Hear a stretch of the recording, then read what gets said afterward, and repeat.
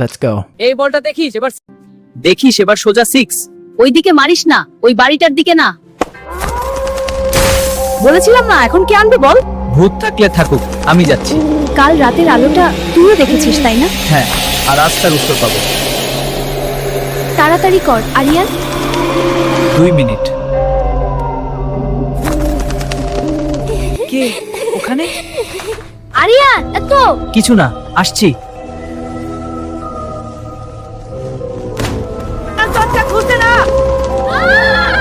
আমি বলেছিলাম না, এটা নরমাল না। চুপ, একসাথে ধাক্কা দে।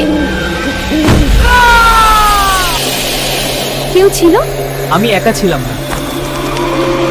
চল যাই প্লিজ। না, ব্যাপারটা জানতেই হবে। কাল রাতের আলোটা আবার। তাহলে আজই এর শেষ। ওইটা ভেঙে পড়বে না তো? ভয় পেলে নিচেই থাক। এটা নিজে থেকে পড়লো? আরিয়ান নিচে নাম। ওইটা চোখ না তো? কে আছে ওখানে? বেরিয়ে আসো। আমি যাচ্ছি, এটা ঠিক না। না, আজ পালাব না। ওই ঘরটা এতদিন বন্ধ ছিল। তাই তো খুলতেই হবে। আমার নাম কে জানে? আরিয়ান প্লিজ ফিরে। একবার দেখে নি।